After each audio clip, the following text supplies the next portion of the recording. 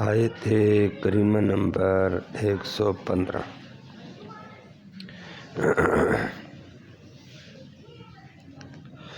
الحمدللہ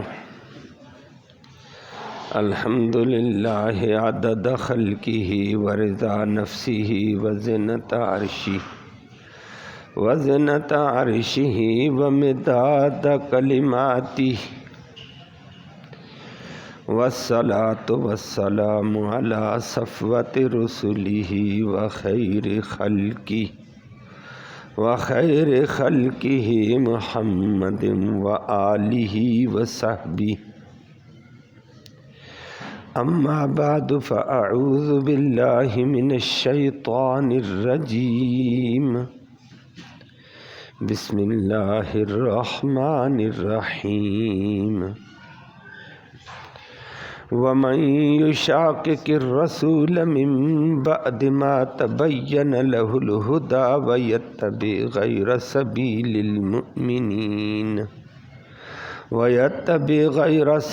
المؤمنین نولہ ما تولی ونصلہ جہنم وساءت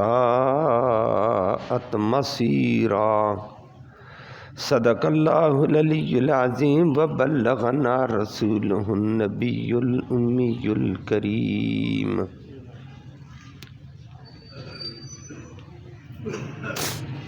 قابل تکریم معزز سامعین کرام، آیت کریمہ میں اللہ رب العالمین نے ایک ضابطہ قانون ذکر فرمایا۔ جو آدمی اپنی ذاتی غرض، ذاتی خواہشات کے درپے ہو کر اللہ کے رسول کی مخالفت کرے گا، رسول اللہ صلی اللہ علیہ وسلم کی بات نہیں مانے گا، ارشاد نہیں مانے، اور نمبر 2، رسول اللہ صلی اللہ علیہ وسلم کی سچی جماعت صحابہ کرام کی اتباع نہ کرے، فرمایا یہ بندہ اپنی چاہت، اپنی خواہشات کے پیچھے گیا، ہم اسی خواہشات کے پیچھے اس کو لگائے رکھیں گے، بالآخر جہنم میں داخل کریں گے۔ اللہ ہم سب کو محفوظ فرمائے۔ تو ذاتی خواہشات، ذاتی غرض کے پیچھے، ذاتی ضد، ذاتی عناد کے پیچھے رسول اللہ صلی اللہ علیہ وسلم اور اس کی سچی جماعت حضرات صحابہ کرام کی اتباع نہیں چھوڑنی چاہیے۔ دونوں کی اتباع ہی کامیابی کی دلیل ہے۔ لفظی ترجمہ سماعت فرمایا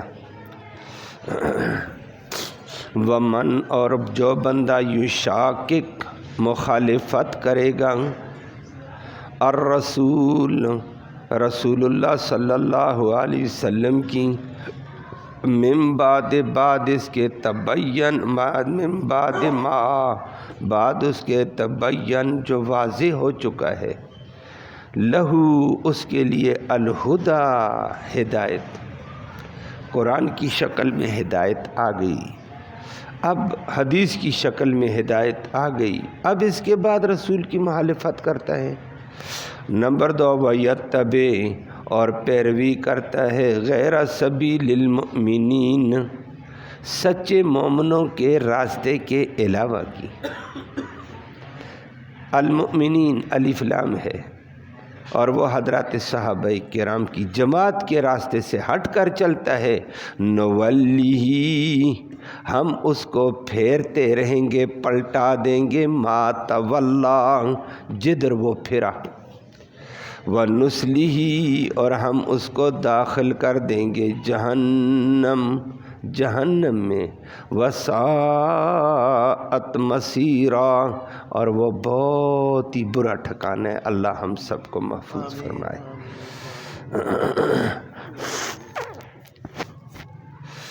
ایک واقعہ تفصیل سے آپ کو پچھلے رکوع سے چلتا ہوا سامنے آ رہا تھا کہ بنو عبیرک کے منافق لوگ تھے، کچھ سارے نہیں، وہ آپ نے سنا ہے، ذاتی غرض، ذاتی مفاد، دنیا کی ہوس کی وجہ سے چوری انہوں نے کر دی، لیکن چوری کرنے کے بعد بجائے اپنی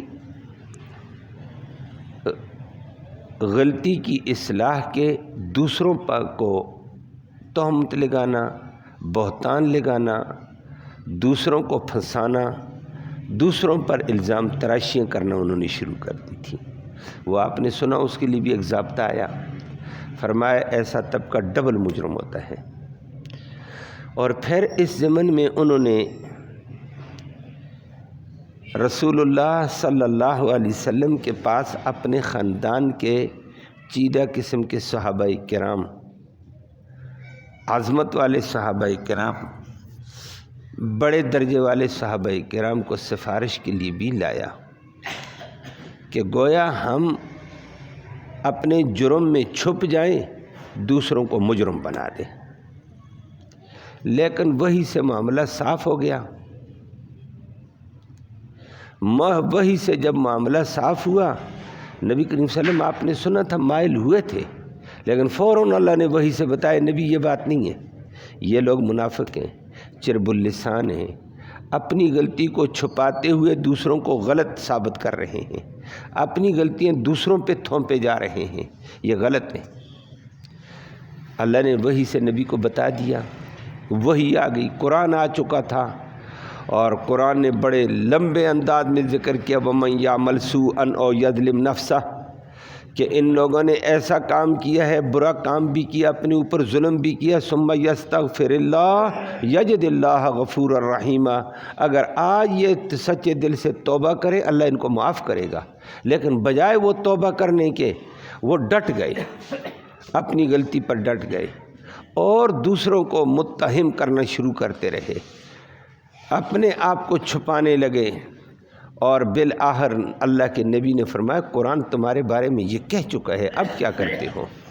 اور فرما دیا وَمَن يَكْسِبْ إِثْمًا، اور وَمَن يَكْسِبْ خَطِيئَةً أَوْ إِثْمًا ثُمَّ يَرْمِ بِهِ بَرِيئًا فَقَدِ احْتَمَلَ بُهْتَانًا وَإِثْمًا مُبِينًا، کہ جو خود گناہ کرے اور چھوٹا یا بڑا پھر دوسروں پر تھوپے تو یہ ڈبل قسم کا مجرم بن کر آئے گا، بہت بڑے بہتان اور بڑے گناہ کے ساتھ قیامت کے دن آئے گا، کہ بھائی اپنی غلطی کو چھپاتے ہو، دوسروں پر الزام لگاتے ہو۔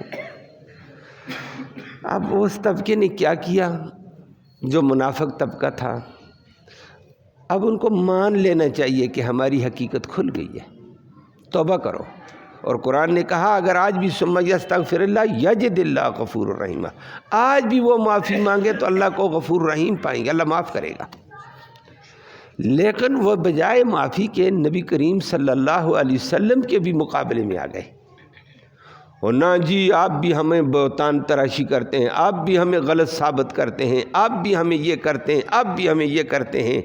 تو طعیمہ بشیر منافق طبقہ بالآخر نبی کی مخالفت کر کے، نبی کی مخالفت اور ضد پہ آ کر باتیں کرتے کرتے مدینہ سے بھاگا، مکہ دفع ہو گیا۔ مکہ میں جا کر اس وقت مکہ والے مسلمان نہیں ہوئے تھے، ان کو بتایا مجھے محمد نے تنگ کر دیا، محمد ایسا ایسا ایسا ایسا، نبی کی مخالفت شروع کر دی۔ کیوں؟ ذاتی غرض ہے، نبی کی بات نہیں مانتا، قرآن نہیں مانتا، قرآن آ چکا ہے، لیکن ذاتی غرض سے نبی کی مخالفت کرنے لگ گیا، نبی سے ضد کرنے لگ گیا، نبی سے عناد کرنے لگ گیا، یہاں سے بھاگا مکہ کے کافروں سے مل گیا، کافروں کو نبی کریم صلی اللہ علیہ وسلم کے خلاف ادھر ادھر کی باتیں کرنے لگا، تھا تو شاعر، شاعریت میں نبی کی مذمتیں بیان کرنے لگا، برا بھلا کہنے لگا۔ بالآخر ان کو بعد میں پتہ چلا کہ نہ اس کے بارے میں محمد کا قرآن بھی اتر چکا اور چوری ثابت ہو گئی تھی، اور اس نے یہودیوں کو بھی پھنسانے کی کوشش کی، مسلمانوں کو بھی پھنسانے کی کوشش کی۔ اب وہاں سے کیا، اللہ اکبر، مکہ کا کافر تھا لیکن کافروں نے بھی اس کو اپنے گھروں سے نکال دیا، جا دفع، ہمارے پاس نہ رہنا، کوئی ٹھکانہ نہیں ہے۔ آپ بےایمان ہیں، اوپر سے اسلام اندر سے اسلام کے خلاف بکواس کرتے تھے۔ جب تو نے اسلام مانا ہے تو اپنے نبی کی بات مانتا، قرآن مانتا۔ اب اس کو وہاں سے نکلنا پڑا، لیکن نبی کریم صلی اللہ علیہ وسلم کی مخالفت کر گیا۔ قرآن نے عجیب انداز ذکر کیا، وَمَن يُشَاقِقِ الرَّسُولَ، جو رسول کی مخالفت کرے گا ذاتی غرض کی وجہ سے، ذاتی اناد کی وجہ سے، اور فرمائے دیا اور من بعد ما تبین لہ الہدی، حالانکہ ہدایت کے واضح آ جانے کے بعد قرآن آ گیا، نبی کا ارشاد آ گیا، یہ ہدایت واضح ہوگی بات، اب بھی مخالفت کرتا ہے۔ وَيَتَّبِعْ غَيْرَ سَبِيلِ الْمُؤْمِنِينَ، اور سچے صحابہ کرام کے راستے کو چھوڑ کر کسی اور راستے پر چلتا ہے، فرمائے یہ جائے جدھر جاتا نولیہ ما تولی، یہ جدھر جائے گا ہم ادھر اس کو آگے بڑھاتے چلے جائیں گے۔ نفاق اور زیادہ نفاق، کفر اور زیادہ کفر، بغض اور زیادہ بغض، اس کی بیماری میں بڑھاتے بڑھاتے وَنُصْلِيهِ جہنم، ہم اس کو جہنم میں داخل کریں گے، اور بہت برا ٹھکانہ ہوگا۔ بالآخر دنیا میں بھی ذلیل ہوا، مکہ کے کافروں نے اپنے گھر سے نکال دیا۔ ایک عورت کے پاس رو کر رہنے لگا، عورت کو پتہ چلا یہ تو ایسا بےایمان آدمی ہے، اوپر سے اسلام اندر سے مفاد پرست ہے، غرض پرست ہے، دولت پرست ہے اور خواہش پرست ہے۔ عورت نے بھی نکال دیا، نکلو۔ پھر اس کے بعد ایک ویران اس کا گھر تھا، کہتے اس میں تو رہنے دو، لیکن ویرانے کے گھر میں عورت نے اندر سے نکالا، باہر آ کر کہیں گھومتے گھومتے رسوا، کوئی پوچھنے والا نہیں تھا، نشان عبرت بنا ہوا تھا، نولیہ ما تولی۔ اللہ نے ایسا ذلیل کر دیا، اس کے منافق بھی اس کو ٹھکانہ نہیں دیتے، کافر بھی ٹھکانہ نہیں دیتے۔ اللہ کے رسول کی جو مخالفت کرے ذاتی غرض کی وجہ سے، اور صحابہ کرام کی مخالفت کرے گا، اللہ اس کو بلاہر ایسے ذلیل کرے گا، اپنے بھی اس کو ٹھکانہ نہیں دیں گے، اپنے بھی بیگانے نظر آئیں گے۔ اب وہ عورت کے پھرتے پھرتے گھومتے گھومتے حدیث میں آتا، بیکار گھر کے آگے لیٹ جاتا، کوئی ترس کھاتا تو روٹی دیتا، لوگ روٹی نہیں دیتے، وہ عورت روٹی دے دیتی تھی۔ بالآخر وہاں تھک کرا کر بیٹھا، نڈھال بھوکا، اوپر سے دیوار گری، اوپر لگی اور وہیں دب کر ہلاک ہو گیا۔ دنیا میں بھی ذلیل اور سیدھا جہنم میں۔ اللہ ہم سب کو محفوظ فرمائے۔ اللہ نے وہ ضابطہ ذکر کر کے فرمایا، دیکھ لو، ایک واقعہ کے ضمن میں ایک عام ضابطہ بتا دیا، جو بھی رسول اللہ صلی اللہ علیہ وسلم کی مخالفت کرے، جو اس کے سچے صحابہ کرام کا راستہ چھوڑ کر چلے گا، فرمایا اس کو ہم ایسی آگے دھکیلتے چلے جائیں گے، بالآخر جہنم وہ بڑا برا ٹھکانہ ہے۔ اللہ ہمیں اس سے محفوظ فرمائے۔ تو رسول اللہ صلی اللہ علیہ وسلم کی غلامی شرط اول ہے، نبی کی بات ماننی پڑے گی، اپنی رائے چھوڑ، اپنی عقل چھوڑ، اپنا فہم چھوڑ، خدا کا بندہ اپنی سمجھداری، اللہ کے نبی نے جو فرما دیا اس کا غلام بننا پڑے گا۔ اور اللہ کا نبی کیا فرماتا ہے؟ دو چیزیں، وہ پہلے بھی آپ کے سامنے پرسوں کے درس میں آ چکی تھیں کہ نبی پر دو طرح کی وحی آتی ہے، ایک وحی ہے جلی، وہی مطلب قرآن کی شکل میں، معنی بھی اللہ کی طرف سے، مفہوم بھی اللہ کی طرف سے، الفاظ بھی اللہ کی طرف سے، اور قیامت تک وہ قرآن پڑھا جائے گا۔ اور ایک وہی غیر مطلب ہوتی ہے، جو معنی مضمون اللہ کی طرف سے، الفاظ زبان نبوت سے نکلتے ہیں، لیکن وہ وہی غیر جلی اور وہی غیر مطلب ہے، وہ روزانہ پڑھی نہیں جاتی، عوام اس کو نہیں پڑھتی، اس کو علماء کرام پڑھتے ہیں۔ تو فرمایا ہے وہ بھی وہی جو مطلب ہے قرآن کی شکل میں پڑھی جائے گی، جو غیر مطلب ہے جو حدیث کی شکل میں ہے، دونوں وہی ہے۔ یہ دو چیزیں نبی پر وحی کی آئیں، ایک قرآن کی شکل میں، ایک حدیث کی شکل میں، فرمایا ان کو ماننا پڑے گا، جو ان کی مخالفت کرے۔ تیسری چیز وَيَتَّبِعْ غَيْرَ سَبِيلِ الْمُؤْمِنِينَ، تیسری چیز ایک قرآن ہو گیا، دوسری حدیث ہوگی، تیسری فرمایا نبی کریم صلی اللہ علیہ وسلم کے سچے صحابہ کرام کی سچی جماعت، جو ان تین کے راستے سے ہٹ کر چلے گا خراب ہو جائے گا۔ اللہ ہمیں ہمیشہ ان کی اتباع نصیب فرمائے۔ اسی لیے علماء کرام نے اس آیت کے تحت بڑا عجیب انداز اختیار کیا ہے کہ شریعت میں قرآن بھی حجت ہے، قرآن سے دلیل قائم کی جائے گی، اس کی اتباع کرنی پڑے گی، اور اسی آیت کی وجہ سے حدیث رسول کی اتباع کرنی پڑے گی۔ تیسری چیز صحابہ کرام کے اجماع کو ماننا پڑے گا۔ جہاں صحابہ سارے ایک مسئلے پر متفق ہو گئے ہیں، اب اس سے ہٹ کر کوئی کہے نہیں چونکہ میری سمجھ میں یہ آیا، چونکہ میں یہ سمجھا ہوں، چونکہ یہ ایسے ہے چنانچہ یہ ایسے ہے، فرمایا صحابہ کے آگے چونکہ چنانچہ کر کے ادھر ادھر ہو جائے گا تو فرمایا برباد ہو جائے گا، گمراہ ہوگا۔ اللہ ہمیں اس گمراہی سے محفوظ فرمائے۔ وَيَتَّبِعْ غَيْرَ سَبِيلِ الْمُؤْمِنِينَ، اس کو اجماع امت کہتے ہیں۔ شریعت میں اجماع امت بھی بندے کے لیے لازم ہے اس کو ماننا، کہ امت کے صحابہ کرام ایک بات کو مان چکے ہیں، تو کیوں نہیں مانتا ہے؟ دین کی وہ اساس ہے صحابہ جنہوں نے نبی کریم صلی اللہ علیہ وسلم کے اوپر قرآن اترتا دیکھا، نبی سے سمجھا ہے، نبی کو نے عمل کر کے ان کو دکھایا، وہ دین کی بنیاد ہے۔ جس بات پہ وہ متفق ہو گئے وہ دین ہوتا ہے، اس سے مخالفت نہیں کی جا سکتی ہے۔ جو مخالفت کرے گا وہ گمراہ۔ چوتھی چیز پھر ایک قیاس آ جاتی ہے کہ قرآن و حدیث میں غور کر کے نئے آنے والے مسئلے کا استنباط کرنا، وہ مجتہدین کا کام ہوتا ہے، ہر بندے کی بس کی بات نہیں ہوتی ہے۔ اس وجہ سے وہ کہتے ہیں شریعت میں 4 دلائل چلیں گے، قرآن، حدیث، اجماع امت، صحابہ کرام کا اجماع، اور چوتھی چیز ائمہ کرام کا اجتہاد۔ ہر آدمی کا اجتہاد نہیں چلے گا، جو ائمہ کرام قرآن و حدیث میں غور کر کے اجتہاد کر کے مسئلہ نکالیں گے اس مسئلے کا اعتبار ہوگا۔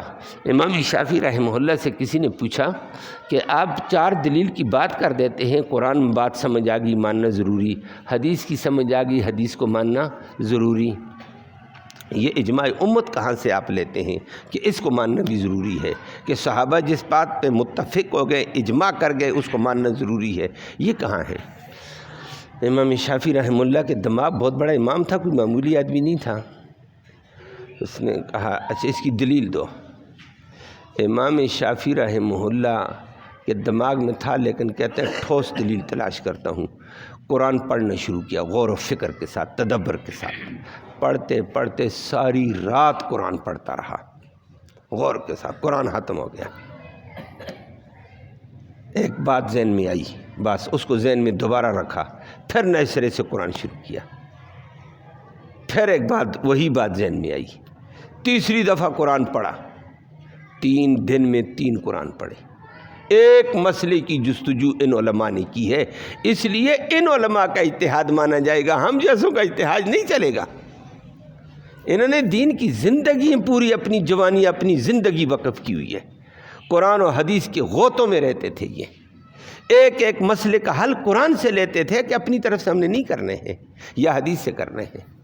تو اجماع امت کو حجت مانا تھا، کہا جی کیسے مانو گے؟ امام شافعی 3 دفعہ قرآن 3 دن میں پڑھ کر کہنے لگے ایک آیت سمجھ میں آ گئی ہے۔ کسی نے کہا وہ کیا؟ امام شافعی 3ری صدی کے آدمی ہیں،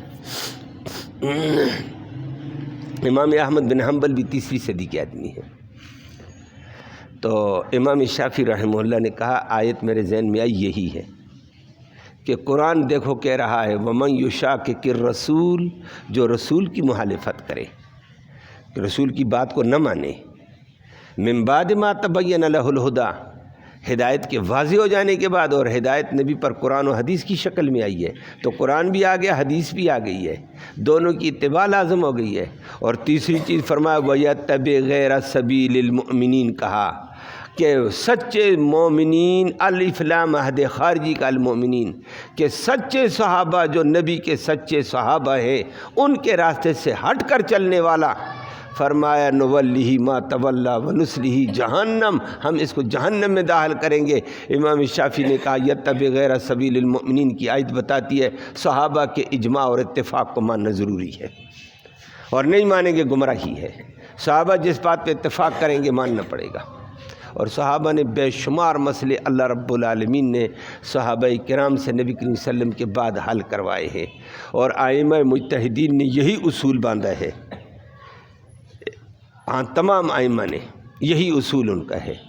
امام ابو حنیفہ رحمہ اللہ فرماتے ہیں میں پہلے مسئلے کا حل قرآن سے تلاش کروں گا، وہاں سے نہ ملے میں حدیث سے حل کروں گا، وہاں سے نہیں ملے گا میں صحابہ کرام کی جماعت کے دروازے پہ جاؤں گا، صحابہ مجھے اپنے قول سے بتا دیں، اپنے عمل سے بتا دیں، میں اس کو مان کر چلوں گا کہ اصل قرآن کی اساس یہ لوگ تھے، نبی کو انہوں نے دیکھا، قرآن کو اترتے انہوں نے دیکھا، نبی کو انہوں نے سنا، اور فرمایا اگر ان سے بھی مجھے مسئلہ حل نہ ہوا پھر میں اجتہاد کے دروازے پہ جاؤں گا، قرآن و حدیث پہ میں غوطہ لگا کر مسئلے کی تہ پہ جا کر اس کی باریک علل نکال کر میں مسئلے کا اجتہادی طور پر حل کروں گا، لیکن اس سے پہلے میں اجتہاد نہیں کروں گا، پہلے قرآن پھر حدیث پھر صحابہ کرام، وہاں سے مسئلہ نہ حل ہوا تو میں چوتھی چیز اجتہاد پہ جاتا ہوں۔ اور یہی بات امام مالک کہتے ہیں، یہی بات امام شافعی نے کہی ہے، یہ اجتہاد سے پہلے 3 درجے صحابہ کرام کی بات کو ماننا پڑے گا، نہیں مانی برباد ہے۔ اور آدمی یہ کہے کہ نا جی میں صحیح سمجھا ہوں صحابہ صحیح سمجھے نہیں تھے، یہ بیچارہ برباد ہو جائے گا۔ اللہ ہم سب کو اس سے بچائے۔ اور اس کی کئی مثالیں ہیں، صحابہ جو سمجھے ہیں اللہ نے چن کر نبی کو وہ صحابہ دیے جو قرآن و حدیث کو سمجھنے کی گہرائی رکھتے تھے، دماغ تھا، عقل تھا، فہم تھا، جن کے سامنے قرآن اترا وہاں تک بعد والے نہیں پہنچ سکتے ہیں، بعد والے اس کے عشیر تک بھی نہیں پہنچ سکتے ہیں، 10ویں حصوں تک بھی نہیں پہنچ سکتے ہیں۔ اس لیے صحابہ کرام کی بات کو ماننا، ان کا اجماع جس بات پہ ہو چکا ہے کہتے ہیں لازم۔ امام شافعی سے پوچھا ہے پہلا اجماع بتا دو، فرمایا یہ نبی کے دور میں صحابہ ایک طرف تھے، رسول اللہ ایک طرف، بنو بیرق والے ایک طرف تھے، قرآن اس وقت نازل ہوا، فرمایا صحابہ کی بات نہیں مانی برباد ہو گئے۔ لیکن فرمایا پورے صحابہ کا اجماع بتاؤں پھر؟ امام شافعی فرمانے لگے نبی کی وفات کے بعد سارے صحابہ نے اجماع کیا ابو بکر کی خلافت پر، ابو بکر کو ہر ایک نے مانا، اب جو نہیں مانے گا وہ گمراہ ہے۔ فرمایا سارے صحابہ مان گئے ہیں، سارے بیعت کر چکے ہیں، سارے اس کے پیچھے نماز پڑھتے ہیں، سارے اس کے پیچھے جمعہ پڑھتے ہیں، عید پڑھتے ہیں، اس کی خلافت مان کر اس کی اتباع میں چل رہے ہیں، تو سب کا اجماع چکا ہے۔ اب اس اجماع کے بعد جو کہا جاتا ہے میں نہیں مانتا ہوں، وہ یہ یتبع غیر سبیل المؤمنین میں جا رہا ہے، سچے مومنوں کا راستے کے علاوہ جا رہا ہے، نولیہ ما تولی ونصلہ جہنم۔ اللہ ہم سب کو محفوظ فرمائے۔ وہ کہتے ہیں اجماع سارے صحابہ کا، اس کے علاوہ بے شمار باتیں ہیں، لیکن صحابہ ایک بات پہ متفق ہو گئے، وہ دین کی اساس اور بنیاد بن جاتا ہے، اس میں دوسری اکا دکا رائے کا اعتبار نہیں ہوگا۔ اللہ ہمیں سچے صحابہ کرام کے طرز کو، قرآن کو، حدیث کو اپنانے کی توفیق نصیب۔ اللہم صلی وسلم دائما ابدا علی حبیبک خیر الخلق کلہم۔ اللہم انا نسألک الہدی والہدی والعفاف والتقی والغنی۔ اللہم اہدنا واہدنا بہ وجعلنا سببا لمن اہتدی۔ اللہم ربنا آتنا فی الدنیا حسنہ وفی الآخرۃ حسنہ وقنا عذاب النار۔ یا اللہ ہمارا یہ بیٹھنا، یہ سننے سنانا اپنی جناب میں قبول فرما۔ اس سننے سنانے کا ایصال ثواب ہمارے اعزاء اقارب جو دنیا سے چل بسے ہیں ان کی روح کو تحفے کی شکل میں اس کا ثواب پہنچا، ان کی مغفرت فرما، زندوں کو ہدایت اسلام نصیب فرما، بے دینوں کو دین کی رغبت نصیب فرما، بے ہدایتوں کو ہدایت اسلام نصیب فرما، بیماروں کو اپنے فضل سے شفا نصیب فرما، حاضرین مجلس کی نیک مرادیں پوری فرما، نیک ارادوں میں کامیابی نصیب فرما۔ یا اللہ ہر گمراہی والے راستے سے محفوظ و سلامت فرما، سچے راستے کی اتباع نصیب فرما۔ یا الہ العالمین فلسطین کے مسلمانوں کی غیبی مدد فرما دے۔ یا اللہ مسلمانوں کی حفاظت کے فیصلے فرما، مسلمان فلسطین کے بچوں کی حفاظت کے فیصلے فرما، ان کے احساس سے ان کی ہر چیز کی حفاظت فرما دے۔ یا اللہ بیت المقدس اور قرب و جوار کے علاقوں کی حفاظت فرما دے۔ صہیونی یہودی طاقتوں کو یا اللہ ذلیل و خوار فرما دے، ان کے پشت پناہوں کو ذلیل کر دے۔ یا اللہ ان کے اسلحے کو، ان کی دولت کو ناکارہ فرما دے۔ یا اللہ ان کے غرور اور گھمنڈ کو اب خاک میں ملا دے۔ یا اللہ مسلمانوں کو عزت اور عظمت اور غلبہ اور بول بالا عطا فرما، اسلام کی، اہل اسلام کی حفاظت کے فیصلے فرما، مسلمان کو حقیقی مسلمان بننا نصیب فرما۔ یا اللہ مسلمانوں کو حقیقی مسلمان بننا نصیب فرما، خواہش پرستی سے، غرض پرستی سے، اناد پرستی سے اللہ ہم سب کو محفوظ فرما۔ یا اللہ قرآن پرست بنا۔ یا اللہ نبی کریم صلی اللہ علیہ وسلم کی غلام پرستی نصیب فرما دے، نبی کی اتباع نصیب فرما دے۔ یا اللہ اپنی عبادت کی توفیق نصیب فرما، مرتے وقت کلمہ ایمان نصیب فرما، آخرت میں نبی کریم صلی اللہ علیہ وسلم کی اس قرآن مقدس کی شفاعت نصیب فرما۔ صلی اللہ تعالی علی خیر خلق محمد و آلہ وسلم۔